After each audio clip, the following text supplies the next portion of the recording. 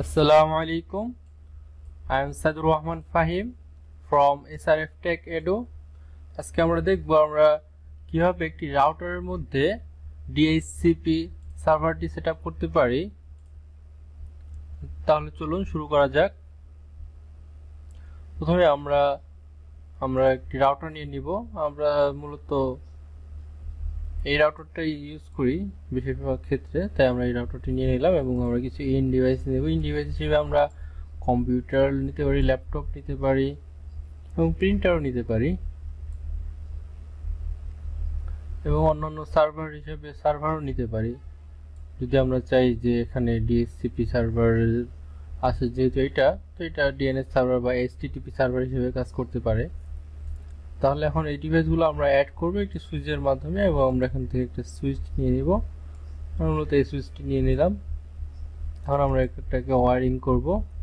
Wiring এর জন্য আমরা অটোমেটিক ওয়্যারটি সিলেক্ট করলাম এবং কানেক্ট করব ডিভাইসগুলোকে সুইচের সাথে প্রথমে, এবং সুইচ থেকে রাউটারে কানেকশন দিব। আর আমাদের এখানে দেখতে হবে যে এইখানে আমাদের রাউটারের সাথে যে কানেকশনটা হয়েছে সেই কানেকশনটা কোন পোর্টের মাধ্যমে হয়েছে। আমরা দেখতে পাচ্ছি যে গিগ 0/0, এটা আমাদের একটু মনে রাখতে হবে। আমরা অনেক ক্ষেত্রে রাউটারে আমরা ফাস্ট ইথারনেট কেবলের মাধ্যমে কানেকশন দিয়ে থাকি, সেক্ষেত্রে আমরা এই পোর্ট নাম্বারটা ইউজ করব। সেখানে যদি FA 0/0 থাকে সেক্ষেত্রে আমরা আমাদের কমান্ড লাইন দিয়েও FA 0/0টা ইউজ করব। তাহলে চলুন শুরু করা যাক।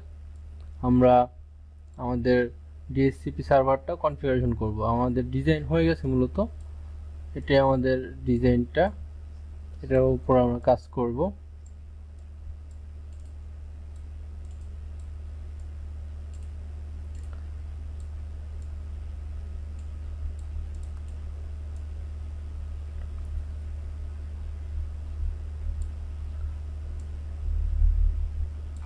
আমরা এখানে দেখতে পাচ্ছি আমাদের অনেক পোর্ট ফাঁকা আছে। আমরা আমাদের প্রয়োজন অনুযায়ী পোর্টগুলো অ্যাড করে নিতে পারি। সেটা আমাদের আজকের বিষয় না। আমাদের আজকের বিষয় মূলত DHCP সার্ভারটা কনফিগারেশন করা। আর DHCP সার্ভার কনফিগারেশনের আগে আমাদেরকে প্রথমে এই রাউটারটা অফ অবস্থায় আছে, মানে পাওয়ার অন আছে বাট রাউটারটার কার্যক্ষমতা অফ আছে। সেটা অন করার জন্য আমাদের এখানে অন করতে হবে। পোর্টটা অন করলে এই পোর্টটা গ্রিন হবে এবং এই রাউটারটাকে একটি IP অ্যাড্রেস দিতে হবে। আমরা এই কাজগুলো আমরা এখানেও করতে পারি বা কমান্ড লাইনের মধ্যে কমান্ড লাইন ইন্টারফেসেও করতে পারি। আমরা যদি চাই যে আমরা কম কমান্ড লাইন ইন্টারফেস ইউজ করে কাজ করব, তো সেক্ষেত্রে আমরা এখানে IP অ্যাড্রেস দিতে পারি, যার ফলে আমাদের কমান্ড কম লিখতে হবে। আমি এখানে একটি IP অ্যাড্রেস দিলাম এবং এন্টার করলাম।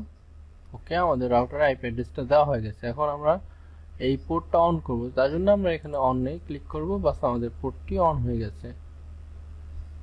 আমাদের প্রায় অর্ধেক কাজ শেষ হয়ে গেছে।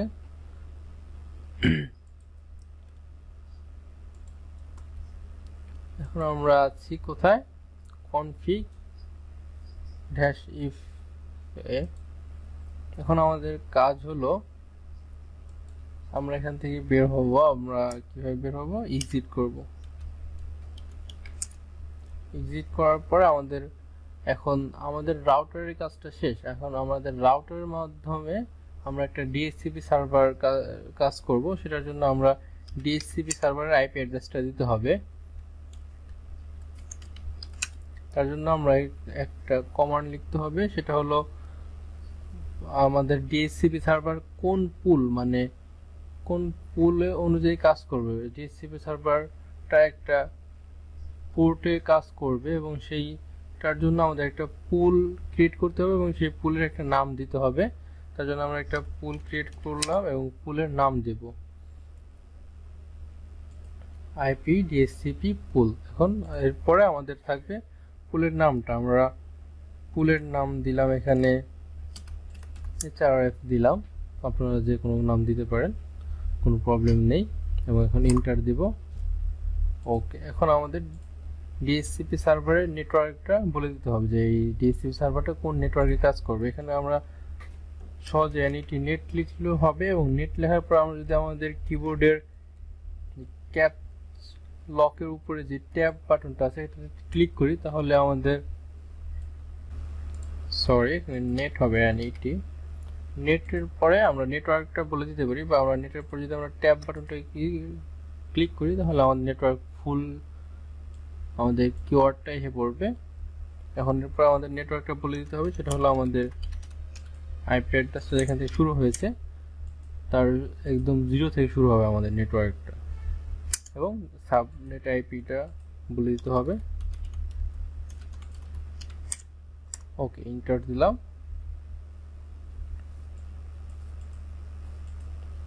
আমাদের কাজ প্রায় শেষ। এখন বলে দিতে হবে যে ডিফল্ট রাউটারটা কি। আমাদের ডিফল্ট রাউটারের আইপি অ্যাড্রেসটা দিলে আমাদের কাজ শেষ।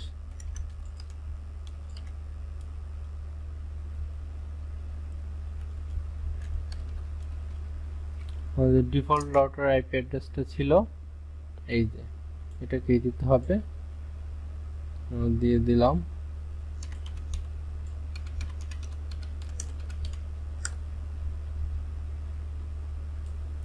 সরি, এখানে ডাবল এ হয়ে গিয়েছে।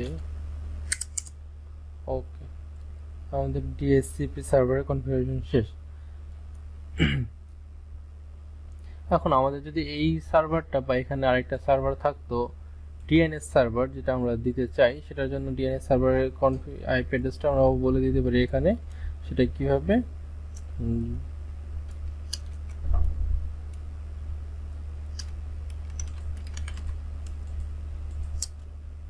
এইভাবে আমরা ডিএনএস সার্ভারের আইপি অ্যাড্রেসটা বলে দিতে পারি। 10.2 ভাবলাম, তাহলে আমাদের ডিএনএস সার্ভারটা হবে এই আইপি অ্যাড্রেসের, এবং সেই ডিএনএস সার্ভারটাও প্রতিটা ডিভাইস আমাদের অটোমেটিক্যালি ডিএসসিপি সার্ভার থেকে পেয়ে যাবে। আমাদের এখানে ডিএনএস সার্ভারটা নেই, বাট আমরা এটাকেও ডিএনএস সার্ভার হিসেবে বিবেচনা করতে পারি। তাহলে এন্টার দিলাম। ওকে, এখন আমাদের কাজ শেষ। আমরা এক্সিট করব, আরেকবার এক্সিট করি।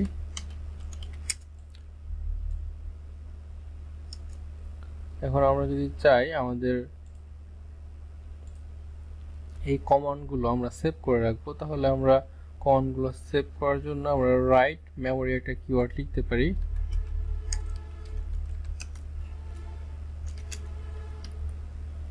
এটা লিখে এন্টার করলে আমাদের এই কমান্ডগুলো রাইট হলো, মানে এটা রাইট হয়ে সেভ হয়ে থাকবে, যার ফলে আমরা পরবর্তীতে আমাদের কমান্ডগুলো পাবো। এই ফাইলটা এক্সিট করার পরও আমরা যদি ওপেন করি তখন এই ফাইলটা থাকবে, এবং এই ডিভাইসটা অফ হয়ে গেলেও থাকবে। এবং আমরা আরও যদি চাই যে সেভ করবো আরও ভালোভাবে আমাদের কমান্ডগুলো রাখতে চাইলে আরেকটা কমান্ড ইউজ করতে পারি, সেটা হলো কপি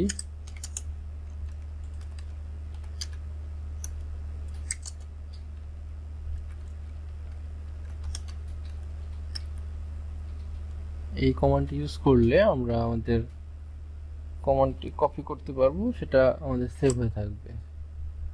এন্টার করব, ডিফল্ট ভাবে সেভ হয়ে থাকবে। ওকে, আমাদের ডিএসসিপি সার্ভার কনফিগারেশন করা শেষ। তাহলে আমরা যদি এটাকে আমরা আমাদের ডিএনএস সার্ভার যদি দিতে চাই, আমরা ডিএনএস সার্ভার আগে দেখেছি আমাদের ভিডিওতে, আপনারা চাইলে দেখে আসতে পারেন।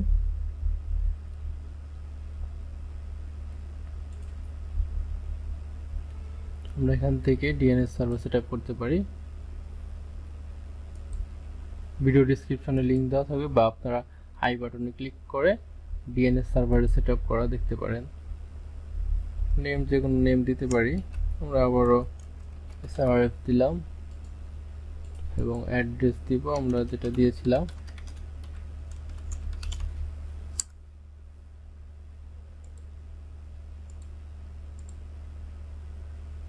এবং তার জন্য আমাদের এখানে ডেস্কটপেরও স্ট্যাটিক আইপি অ্যাড্রেস দিতে হবে।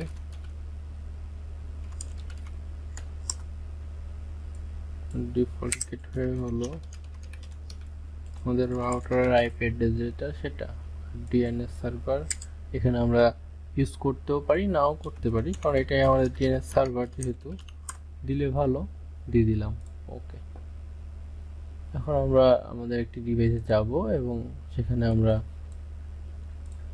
শুধু এই যে DHCP তে ক্লিক করব। দেখেন সুন্দরভাবে পেয়ে গিয়েছে, আমাদের অটোমেটিকভাবে আইপি অ্যাড্রেস নিয়ে নিয়েছে, সাবনেট মাস্ক, ডিফল্ট গেটওয়ে এবং আমাদের ডিএনএস সার্ভারের আইপি অ্যাড্রেসও নিয়ে নিয়েছে। তো আমরা আমাদের ল্যাপটপেও দেখি হয় কিনা। শুধু DHCP তে ক্লিক করব, আমাদের সব কিছু অটোমেটিকভাবে নিয়ে নেবে। প্রিন্টারও একইভাবে নিয়ে নেবে।